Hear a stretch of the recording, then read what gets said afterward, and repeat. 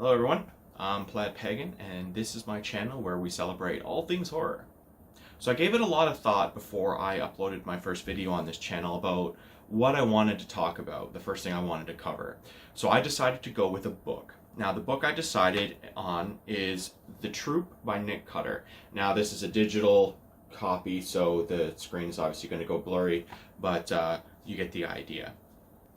Now, before I go into talking about the book, I just want to make it very clear that on this channel, I'm never going to give a number system for the ratings at all. I think those are super subjective. I'm just a horror fan that's loved horror my whole life.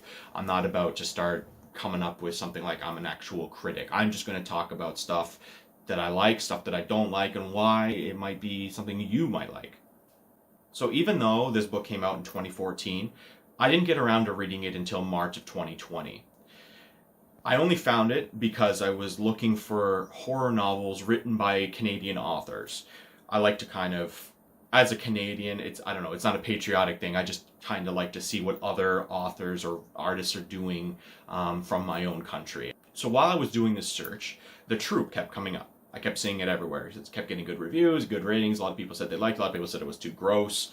So I figured, fuck it, let's give it a shot. So I went ahead and bought it on a digital sale on Amazon, like I said, early March. Nick Cutter is one of two pen names that the Canadian author Craig Davidson uses, and The Troop is the first book that I could see that he's published under the Nick Cutter name. This is the only work I've ever read from him under any of his pen names, but I have to say this book affected me in a way I wasn't expecting. Not to sound edgy, but I'm pretty desensitized to a lot of horror, and I'm really surprised when something can affect me or creep me out. This was kind of like a perfect storm because I read this right as the pandemic started, and had just gone into lockdown. I had been laid off from work, and everyone was terrified. No one knew what was going to happen. And in this book, there's kind of a similar element in that sense. There's these boys and they're trapped on an island. You later find out that the island is quarantined, and that kind of, I guess, from an infection as well. So I guess in a way it was a little on the nose and a bit too creepy just because of that.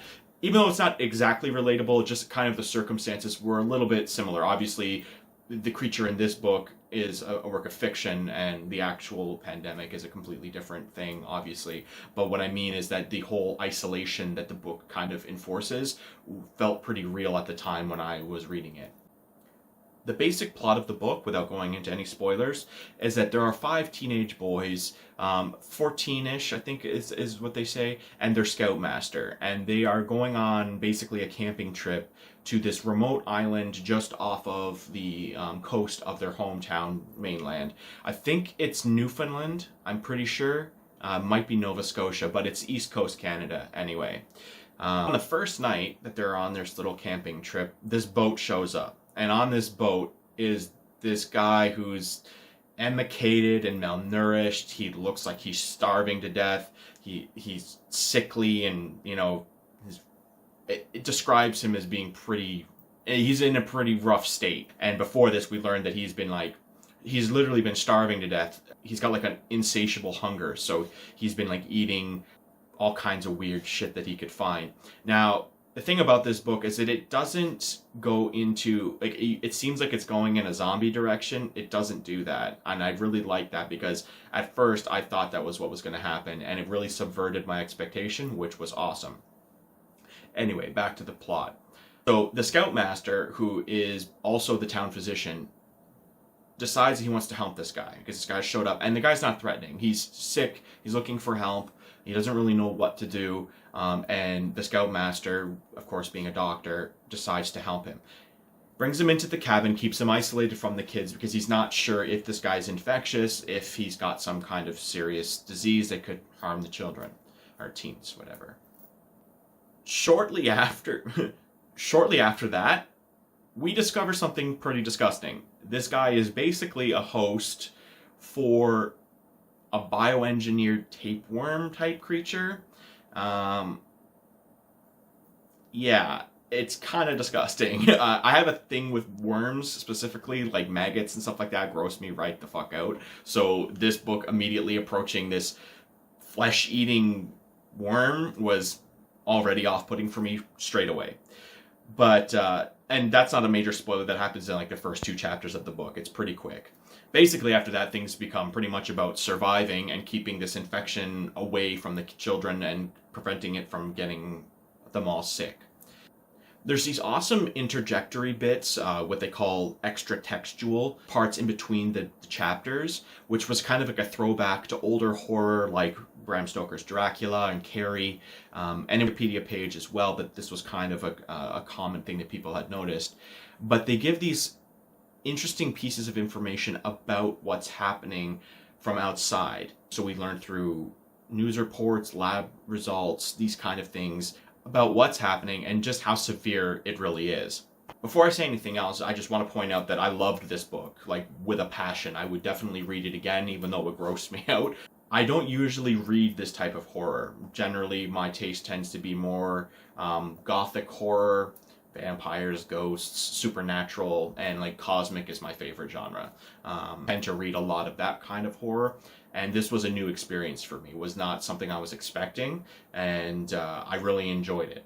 That being said, after this, I think I'm going to have to broaden my horizon a little bit when it comes to horror novels, because generally I avoid medical type stuff, but this one was a pleasant surprise, so I really enjoyed it. I think I might check out others. This book just grabs you, like straight away, right off the first chapter. It grabs hold of you and it does not let go. It wants you to feel uncomfortable, it wants you to feel anxious, and it really wants you to be aware of how time sensitive the situation is. Making quick second decisions and knowing that it might be the wrong thing, or it's the only thing you can think to do in that time, and the consequences for those decisions. So it starts up quickly, it doesn't slow down until it's done, and it made me pretty uncomfortable, but in a good way, you know, like, you kind of, sometimes a book or a movie will make you feel like, yikes, but you still had a good time with it. That's kind of how I feel with this book. So before I give my recommendation of whether you should or should not read this book, I just want to talk about a few points about it. The first thing I'm going to point out is that Nick Cutter is not shy about description. You can pretty much visualize what's happening, especially in the very intense scenes. Like, you're almost there. Like, that's how graphic he is with his description. Kind of coming off the coattails of that previous point, there are some pretty disgusting scenes in this book, like stuff that straight up grossed me out. There's a lot of stuff with like eating, because it deals with hunger and like starvation. There's a lot of stuff with eating and characters eating really fucked up stuff, like sediment from a riverbed and like algae, and it describes in graphic detail him eating a crab, a live crab, and like how it's twitching and bursting. It's just fucking gross, and how it describes it. And it goes into a lot of detail about that. And all I know is that I didn't eat anything crunchy the whole week I was reading this book, because, yeah. There's also some brutally gory scenes in this book. So if you're super sensitive to like creatures bursting out of people or bodies exploding or that kind of thing, probably not for you. I guess as a mild spoiler warning, I should mention that there is some child-on-child violence in this book. I guess depending on your tolerance level, that may be too upsetting for you or maybe not. It doesn't go into anything, it doesn't approach the realms of violence that like extreme horror does by any means. I just get that child violence can be particularly upsetting for some people, so you should know that that is something that is in this book. Last point I'm going to make is that I fucking love this ending. It was incredible. I'm not going to spoil it, obviously, but I will say that I thought about this book for days after reading it. It affected me on a level I wasn't expecting, and usually I'm disappointed or like just kind of mildly satisfied with an ending. This book went beyond that for me. I absolutely loved the ending. Last thing to talk about is whether you should pick this book up or not. Do I think so? Absolutely. If you don't think any of the things I mentioned before are going to be a tipping point for you, any of the violence or the subject matter, then definitely give this one a try. Personally, I love his descriptive style, how raw the energy feels, it's something I aspire to in my own work, and I love how you can basically taste what's happening with how descriptive he is. That brings me to the end of my review for The Troop by Nick Cutter. If you've read this book already, feel free to leave a comment, talk about it. Did you hate it? Did you love it? What did you think about it? Or if you're thinking about getting it now, based off of what you've heard here today, or you're thinking of completely avoiding it. Either way, tell me your thoughts. I'm curious. I'll be releasing more horror-related reviews in the coming weeks, so subscribe if that's something that you're interested in. I plan on covering films, novels, games, maybe comics at some point, but it'll always be horror first. That's my goal. So if that's something that interests you, feel free to subscribe. And yeah, take care of yourselves, and I'll see you next time. Basically a camping trip, I guess, on this remote island. You okay?